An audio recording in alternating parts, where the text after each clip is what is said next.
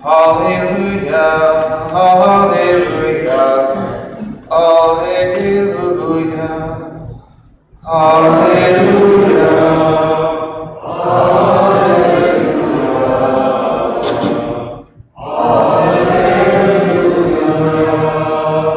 The Lord be with you. A reading from the Holy Gospel according to Luke. Jesus said to the crowd, "No one who lights a lamp conceals it with a vessel or sets it under a bed. Rather, he places it on a lampstand, so those who enter may see the light. For there is nothing hidden that will not become visible, and nothing secret that will not be known and come to light. Take care then how you hear. To anyone who has, more will be given. From the one who has not, even what he seems to have will be taken away." The Gospel of the Lord. Praise to you, Lord Jesus Christ. So today we start hearing from the book of Ezra. The book of Ezra is a great book. This is a period of the Bible which I kind of researched a lot of when I was in seminary. It's a very significant part of the Bible. It's called the time of the rebuilding of the temple. So think about your Old Testament history. Many of us, we aren't exactly familiar with the timeline. We know the Pentateuch, and we know the stories leading up to Moses and the entry into the Promised Land.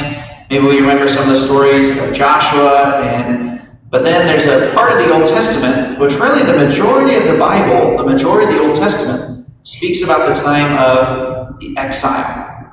So basically from 722, where the northern part of Israel was destroyed, and then the southern part was destroyed in 587, and that's when the temple itself was destroyed in Jerusalem, and the people were taken off into exile. Most of the prophets, most of their prophecies are written about the exile. But not only exile, but then also the return from the exile. Most prophets, they have a very grim picture at the beginning because it's talking about the judgment of God on the people in exile. And then it talks about the return from exile and the rebuilding of God's people and the rebuilding of the temple. Many modern evangelicals, when they talk about the end times and they talk about the temple in Jerusalem being rebuilt, they're referring to these Old Testament prophecies. And many of them are unaware, or they simply ignore, or they have a different interpretation, that many of those prophecies about the rebuilding of the temple, they've already been fulfilled. First, they were fulfilled in 520 BC, which was when the people of Israel were able to rebuild a temple. But that temple was very small and modest in comparison to the original temple. So many people assumed that that was not the fulfillment of the prophecy, and that one day when the Messiah would come, he would rebuild a greater temple, one that would match the splendor of the original temple built by King Solomon. Right? This is why King Herod, this is why he famously tore down that temple and began building the new temple, which was around in the days of Jesus. He wanted people to think that he was the Messiah, that he was initiating the rebuilding of the temple. But anyway, you have the story of Ezra and Nehemiah. These books are written around the time where the people of Israel come back from exile. They were in exile for 70 years.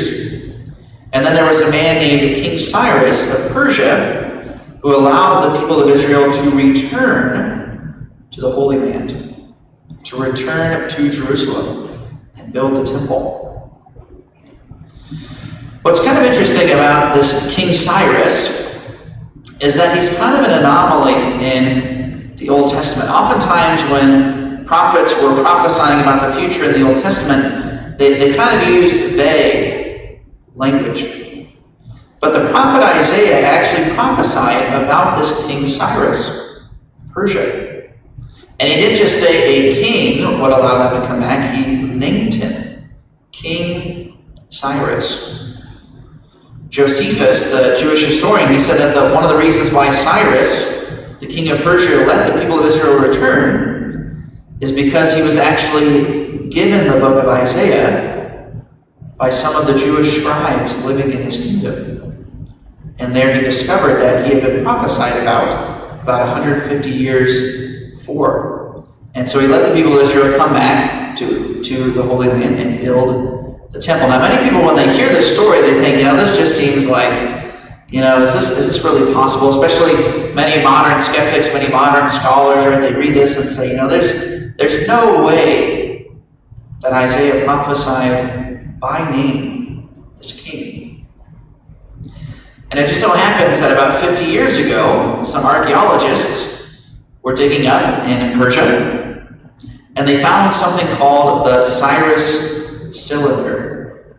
And basically what this cylinder did was it described King Cyrus's political policy towards the different nations under his kingdom.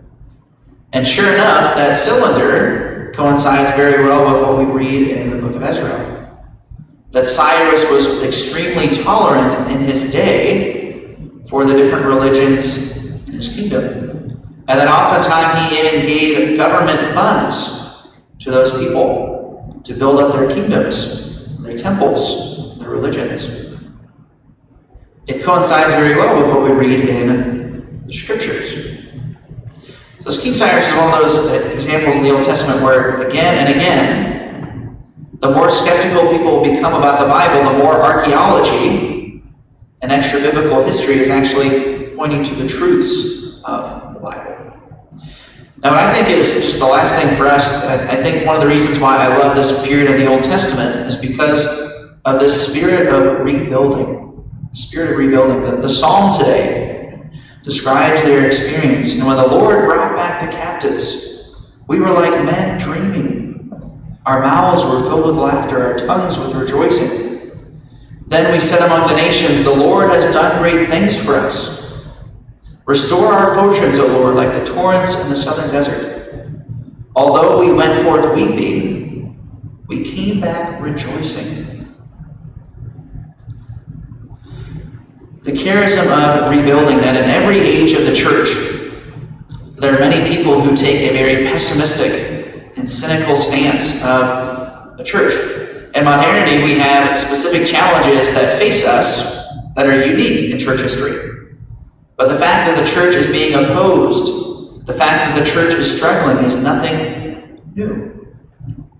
And in a certain sense, the call of Catholics in every age is to be a rebuilder, to continually to build up the house of God, the church.